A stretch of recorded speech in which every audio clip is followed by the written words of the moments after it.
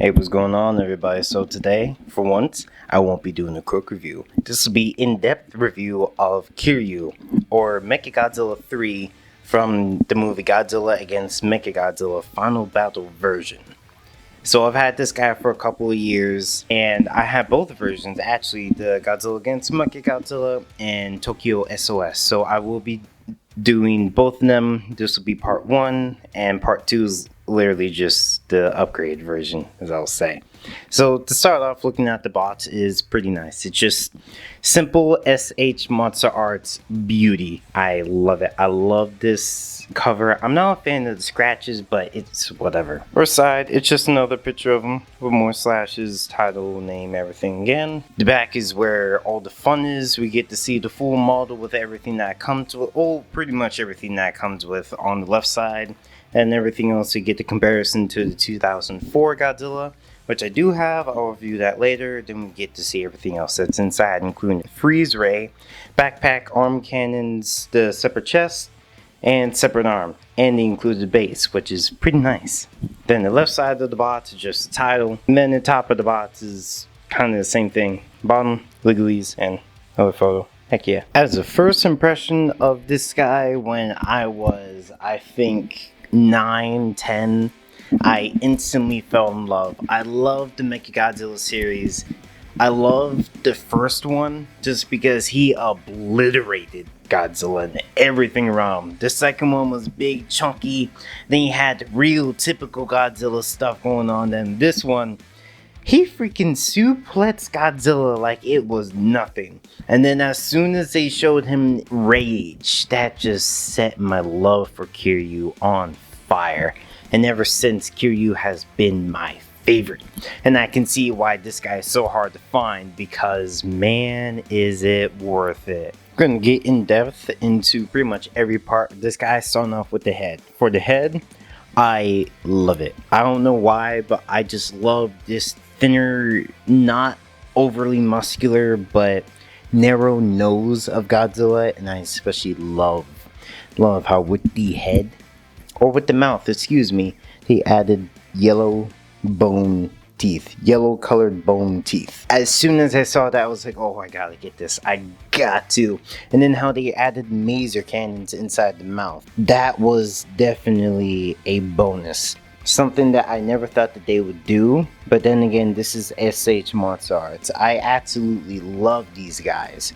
And Kiryu made me love them even more. The other thing that I want to get out of the way is that there are two heads. Or two eyes, let's say. This one just has vertical lines. The other one has rounded eyes. My source of that is by Javi, because I'm really not going to look that deep into it.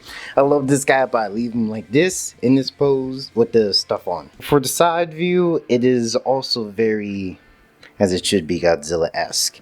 One thing I love the most is the piping. How even though it goes down here and it separates each one of these joints or segments or sculpted pieces, each has piping detail. Would it be nicer if it had a little dry brushing, little couple different colored wires? Yes, but is that really realistic? No. So I'm happy with what it is, and then especially how the color is on this figure is just absolutely stunning.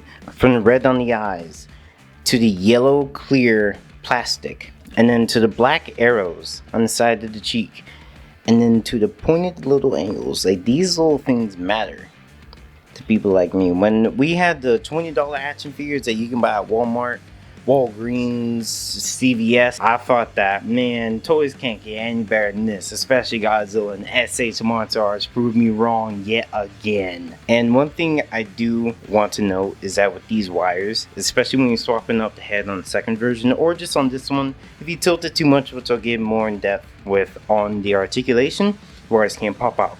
Do be careful of that, because they are a nuisance to put back in. For the chest, I'm not a fan of overly round, or let's say smooth rounded parts on figures.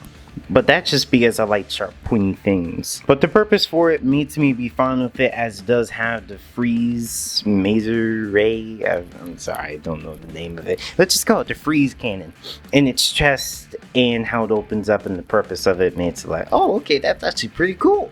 And I love the vents on the side too.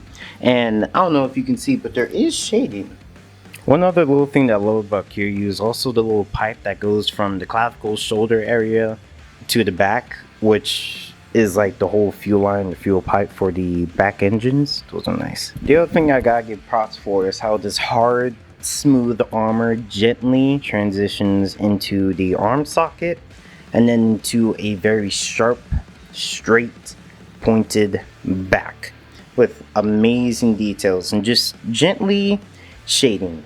It's perfect for what it needs to do. It's perfect for what it needs to be. It doesn't need to be the biggest attraction, but yet they still added detail, which I gotta say, SH Monsterarts, you are a blessing. And the belly, as it should be, is very, very Godzilla-like. It doesn't matter what iteration we're going to get. I just love that everyone has either a bloated waist or a bloated gut, and this one has a smooth transition to a big old chest, to a curvy stomach, to the hips, and then to the crotch, which then again just pulls your eyes and attention down to the legs. It is such a smooth transition, my dude. And do be careful about these pipes on the model. They're literally not held in by anything. It's pretty much just the hole that goes on top of the ball joint that is in the waist that connects to the chest.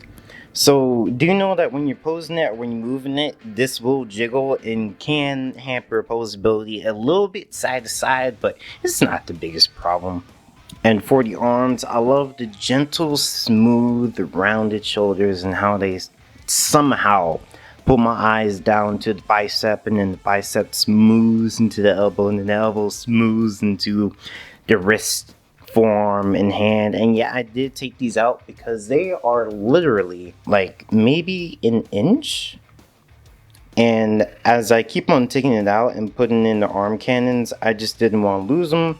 So I just put them in a bag and leave them out because I don't want to accidentally chuck it when I'm pulling it out. And on this one, mine are tight. I don't know why. Just be careful. Yours might be. Every model is different. The blades are, of course, thick and beautiful with a deployable thruster for fun.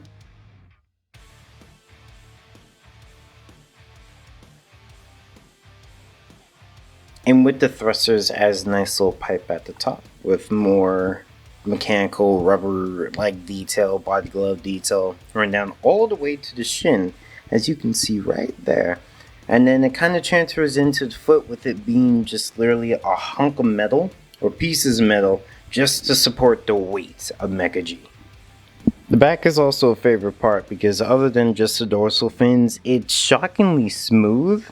And with the angles, just like I was saying before, it transfers your eyes or your attention gently but beautifully down to the well sculpted, painted, articulated tail, man. I love this thing. My one thing that I grew up with loving as a kid was if the tail can move and if the mouth can open. Beyblade came out and I had the main protagonist Dragon. And man, they had those two things with 3 joints in the tail. Man, I played with that thing for years. Now, since I have this thing, every single little joint is articulated. Other than the last 5, which, understandably, like, when they get to that small, you're not even going to get that much. Because, like, right here, just get that itty bitty little bit of side to side.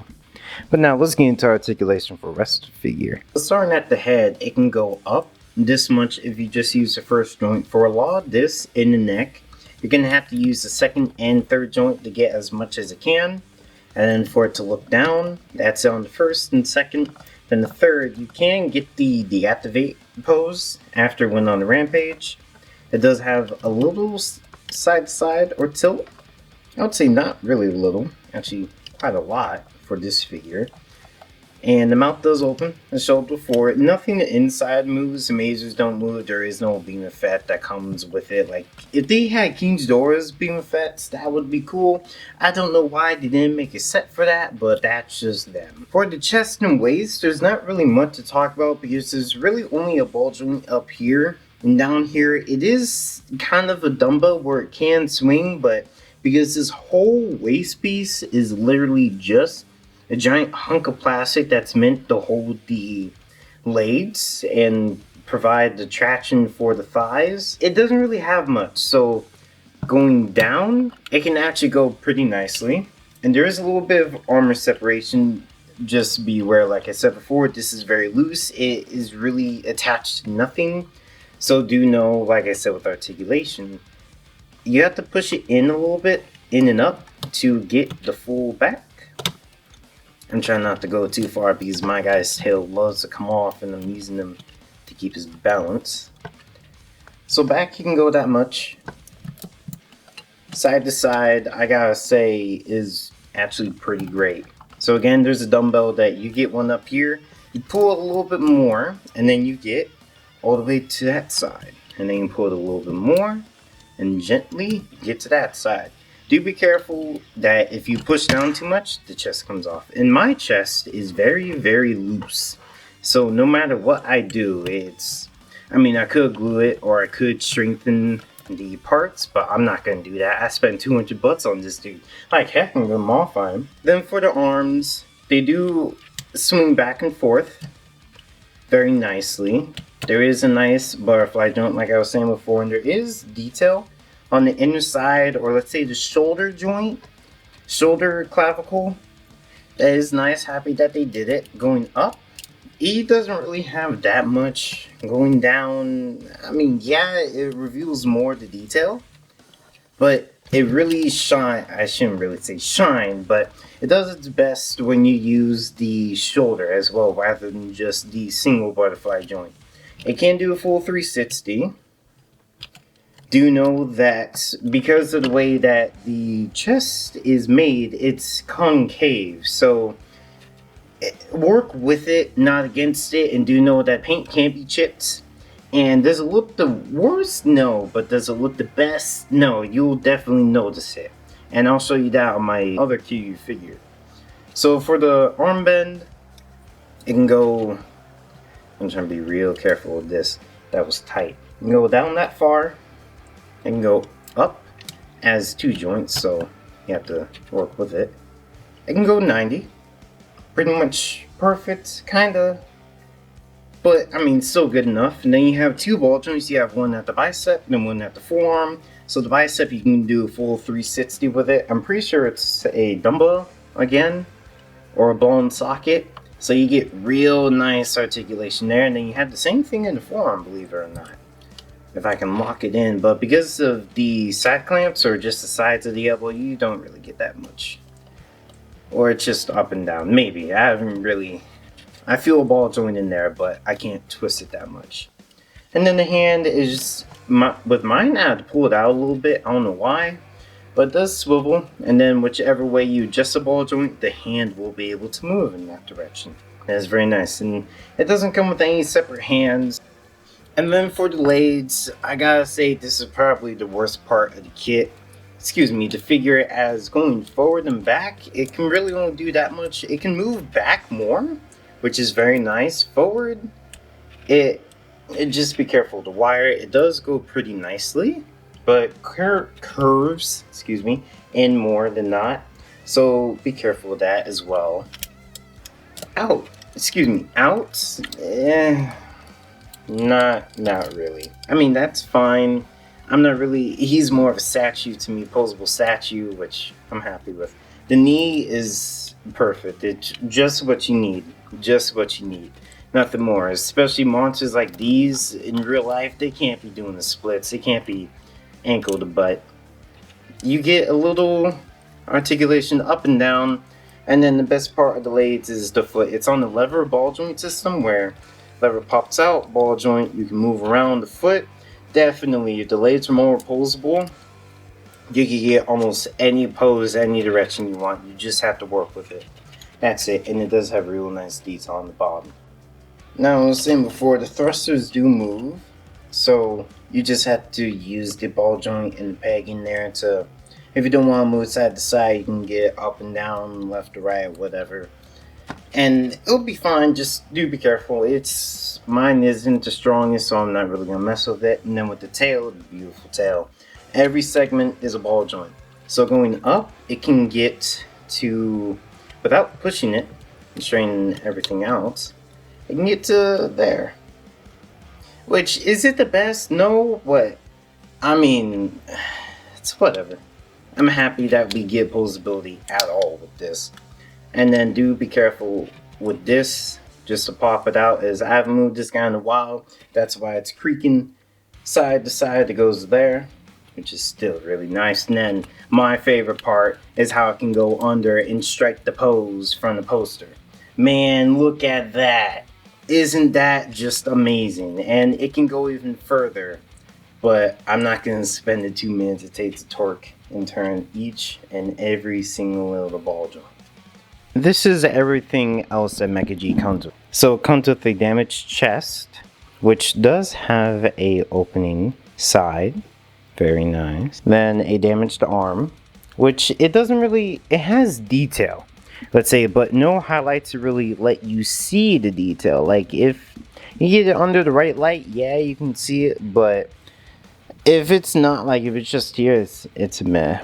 And then you get the backpack, which doesn't really have that much articulation. All it can really do is swing down and up, but it does have a locking mechanism that if you just push up, gets there, your little pop, and then you're good to go. It does have the wrist lashes as well. So mine are very tight, so I do not push them in, but these can extend and retract all the way in. Then with the head, it comes with the activated version.